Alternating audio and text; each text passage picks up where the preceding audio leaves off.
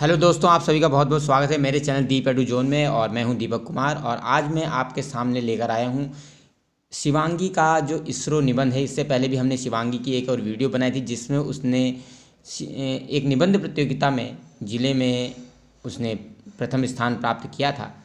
तो उसने ऐसा क्या लिखा था उस निबंध में, तो हमने वो बताया था आपको कि कोरोना वायरस के जो समय चला था उसके पर्यावरण पर सकारात्मक और नकारात्मक प्रभाव के ऊपर वो निबंध था। उसका जो लिंक है, उस वीडियो का लिंक अगर आप चाहते हैं, क्योंकि ये एक बहुत इंपॉर्टेंट टॉपिक है, क्योंकि लॉकडाउन के दौरान जो कोरोना वायरस के दौरान जो लॉकडाउन हुआ उसका पर्यावरण पर क्या सकारात्मक प्रभाव पड़ा, क्या नकारात्मक प्रभाव पड़ा।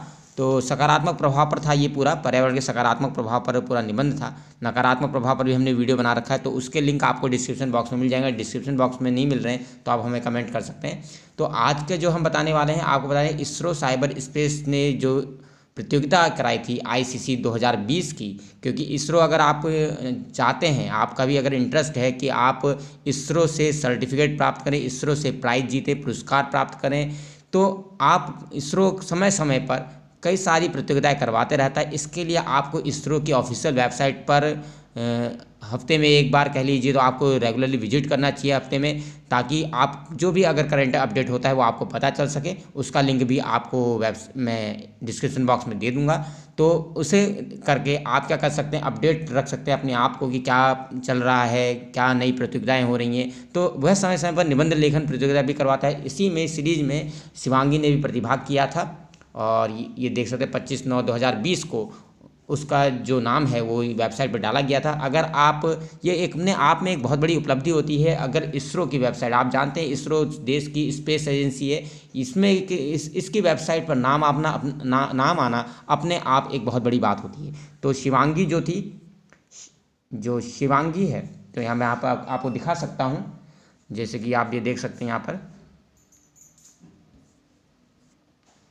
9th प्लेस आप देख सकते हैं, यहाँ पर लिखा शिवांगी। तो ये अगर आप देख रहे होंगे, जूम करके आपको दिखाना, शिवांगी महर्षि दयानंद इंटर कॉलेज, कर्मचारी कॉलोनी, टनकपुर, चंपावत, उत्तराखंड। तो उत्तराखंड से इनका नेम आया यहाँ पर। देखिए 9th प्लेस लाए, नेशनल लेवल पर राष्ट्रीय प्रतियोगिता में 9th प्लेस लाना अपने आप में एक बहुत बड़ी बात है। तो आप भी अगर चाहें तो ये उपलब्धि हासिल कर सकते हैं। तो कैसे, उन्होंने क्या निबंध लिखा और किस विषय पर लिखा और कैसा लिखा, आखिर क्या क्या चीज़ें थी, उनके निबंध को देखकर आप समझ सकते हैं कि कौन से पॉइंट हैं जो आप जब निबंध लिखते हैं तो आपको ध्यान में रखने चाहिए और किस तरह से लिखना चाहिए और किस तरीके से आप लोग भी नेशनल लेवल के जो ऐसे राइटिंग है उसे कैसे जीत सकते हैं। तो चलिए शुरू करते हैं। तो जैसे आपको दिखा चुका हूं, तो यहाँ पर आपके देख सकते हैं अंतरिक्ष विज्ञान एवं प्रौद्योगिकी के अग्रिम शोध क्षेत्रों में आने वाले दशकों में चुनौतियां एवं संभावनाएं, इस टॉपिक पर निबंध लिखना था। तो देखते हैं कि क्या लिखा था। प्रस्तावना: किसी भी देश का विकास उस देश के लोगों के विकास के साथ जुड़ा होता है। इसको देखते हुए यह जरूरी हो जाता है कि जीवन के हर पहलू में विज्ञान व तकनीक एवं शोध कार्य अहम भूमिका निभाएं। विकास के पथ पर कोई देश तभी आगे बढ़ सकता है जब उसके आने वाली पीढ़ी के लिए सूचना व ज्ञान आधारित वातावरण बने और उच्च शिक्षा के स्तर पर शोध और तथा अनुसंधान के पर्याप्त संसाधन उपलब्ध हों। निश्चित रूप से आने वाले समय में कई चीज़ें बदल जाएंगी, परंतु एक चीज़ जो फिर भी नहीं बदलेगी वो है मानव की जिज्ञासा। लवली प्रोफेशनल यूनिवर्सिटी में 106वीं भारतीय विज्ञान कांग्रेस में भविष्य का भारत विज्ञान एवं प्रौद्योगिकी विषय पर बोलते हुए प्रधानमंत्री श्री नरेंद्र मोदी जी ने जय जवान जय किसान जय विज्ञान एवं जय अनुसंधान भी जोड़ दिया था। अनुसंधान अर्थात ज्ञान के भंडार को बढ़ाने के लिए योजनाबद्ध ढंग से किया गया सृजनात्मक कार्य। प्रधानमंत्री श्री नरेंद्र मोदी जी का कहना था कि यह विज्ञान ही है जिसके माध्यम से भारत अपने वर्तमान को बदल रहा है और अपने भविष्य को पूर्णतः सुरक्षित कर रहा है। आज केवल भारत ही नहीं अपितु संपूर्ण विश्व विज्ञान एवं शोध के माध्यमों से अपना वर्तमान बदल रहा है। वर्तमान में अंतरिक्ष विज्ञान व प्रौद्योगिकी में भारत की चुनौतियां, कुछ चुनिंदा क्षेत्रों में उपलब्धियों को छोड़ दें तो वैश्विक संदर्भ में भारत के विज्ञान और प्रौद्योगिकी विकास तथा अनुसंधान की स्थिति धरातल पर इतनी मजबूत नहीं जितनी कि भारत जैसे बड़े देश में होनी चाहिए। ऐसी स्थिति में कुछ तथ्यों पर गौर करना जरूरी है। उदाहरण के लिए, नोबेल पुरस्कार एक विश्व प्रतिष्ठित विश्वसनीय पैमाना है जो विज्ञान और शोध के क्षेत्र में हासिल की गई उपलब्धियों के जरिए किसी देश की वैज्ञानिक ताकत को बतलाता है। इस मामले में हमारी उपलब्धि लगभग शून्य ही है। वर्ष 1930 में सीवी रमन को मिले नोबेल पुरस्कार के बाद से अब तक कोई भी भारतीय वैज्ञानिक इस उपलब्धि को हासिल नहीं कर पाया है। विचारणीय बात यह है कि भारत जैसे वैज्ञानिक इतिहास वाले देश के वर्तमान में आज मूलभूत अनुसंधान के लिए ना तो उपयुक्त संरचना है, ना वांछित परियोजनाएं हैं और ना ही उनके लिए विषय के लिए पर्याप्त धन उपलब्ध है। CSIR का एक हालिया सर्वे बताता है कि हर साल लगभग 300 शोध पत्र तैयार होते हैं, लेकिन इनमें कोई नया विचार नहीं होता है। विश्वविद्यालयों तथा निजी तथा सरकारी क्षेत्र की प्रयोगशाला में सकल खर्च कुल GDP का वो 1% भी नहीं है। वैज्ञानिक ना जाने कब से यह सीमा 2% तक बढ़ाने की मांग कर रहे हैं, लेकिन अभी भी इस दिशा में शायद ही कोई काम हो रहा है। आज भारत में आर्थिक प्रगति और सामाजिक विकास सुनिश्चित करने के लिए जितना जोर राष्ट्रीय स्तर पर विज्ञान और प्रौद्योगिकी के विकास पर दिया जाना चाहिए, उतना लेश मात्र भी नहीं दिया जाता। भविष्य में अंतरिक्ष विज्ञान के शोध क्षेत्रों में भारत की चुनौतियां।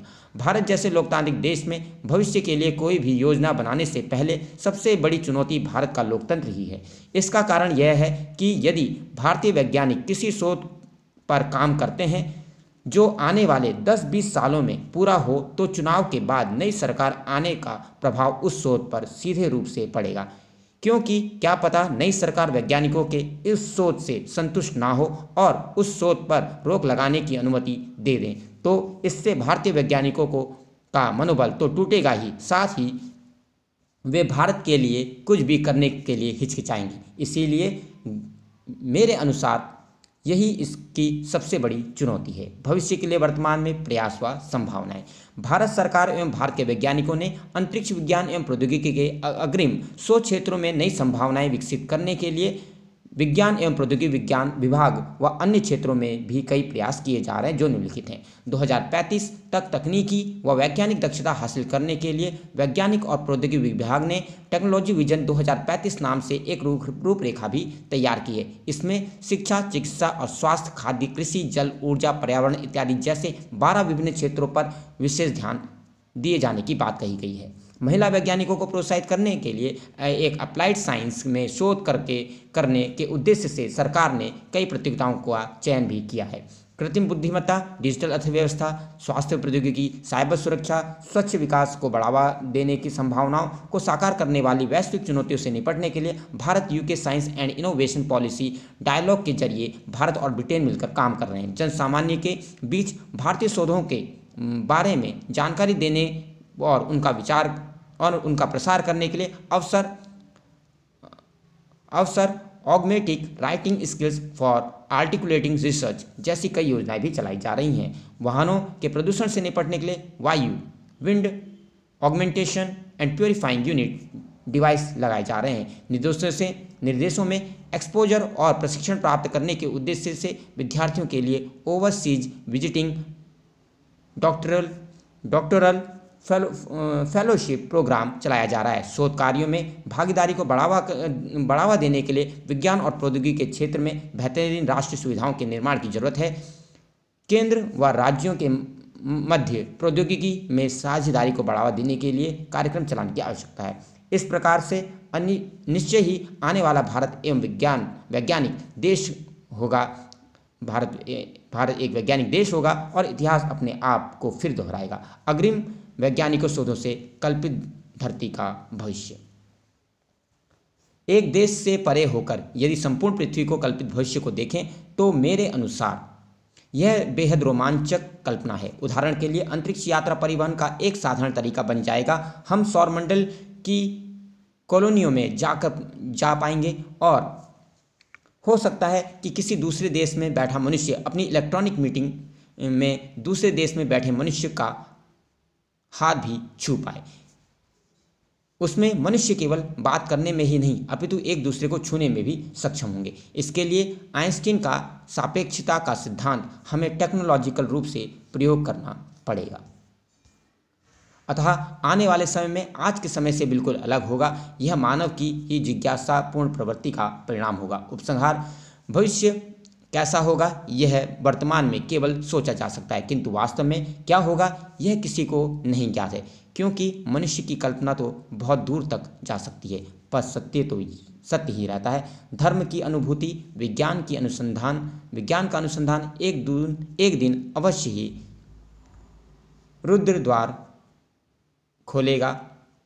प्रश्न पूछने के बजाय यक्ष स्वयं उत्तर बोलेगा। तो इस तरीके से कुछ कोटेशन लाइन भी दे रखी हैं। तो आपने देखा यहाँ पर किस तरीके से लिखा गया, फैक्चुअल है, फैक्ट है और इमोशंस को का ब्लेंड कर रखा है। तो इन्होंने देखा आपने कि किस तरीके से हेडिंग्स लिखी हैं और कोटेशन भी लिखे हैं, ठीक है। तो हेडिंग जब आप डालते हैं देखिए किस तरीके से लिखा है, इससे आपको एक आइडिया मिल जाएगा किस तरह से हेडिंग डालनी चाहिए, कोटेशन कैसे लिखना चाहिए और कुछ फैक्ट भी इन्वॉल्व करने चाहिए और पॉइंट वाइज भी लिखना चाहिए। पॉइंट वाइज भी देखिए आपने यह 1 2 3 4 5 इस तरह से पॉइंट वाइज इन्होंने लिखा है यहाँ पर, और इसके साथ ही बहुत ही अच्छा निबंध लिखा है, ठीक है। तो आप इस तरीके से देख सकते हैं, इस तरह से निबंध लिखने का एक आइडिया आपको यहाँ से मिल जाएगा। और बाकी जो निबंध है वो भी आपको डिस्क्रिप्शन बॉक्स में मिल जाएंगे। एक तो निबंध इन्हीं का लिखा हुआ था जिसमें इन्होंने जिले स्तर पर प्रथम स्थान प्राप्त किया था। शिवांगी के द्वारा लिखा गया जो निबंध है कि लॉकडाउन के पर्यावरण पर सकारात्मक प्रभाव पर इन्होंने लिखा है। इसके अलावा मैंने भी एक और वीडियो बनाया है जिसमें कोरोना वायरस के कोविड-19 के ऊपर बनाया है, जिसमें सकारात्मक और नकारात्मक प्रभाव जो है उसके बारे में भी डिस्कशन किया है। कोविड-19 क्या बीमारी है, उसके प्रिकॉशन क्या है, पूरा हमने उल्लेख किया है। तो वो आप डिस्क्रिप्शन बॉक्स में देख सकते हैं या आप मैसेज कीजिए और ज़रूर बताइए कि आपको ये निबंध कैसा लगा और अपने कमेंट ज़रूर दीजिए और बताइए कि आपको कैसा लगा। और लाइक कीजिए, शेयर कीजिए, सब्सक्राइब कीजिए और ऐसे ही वीडियो को और पाने के लिए देखते रहिए हमारा channel Deep edu zone. Thank you very much.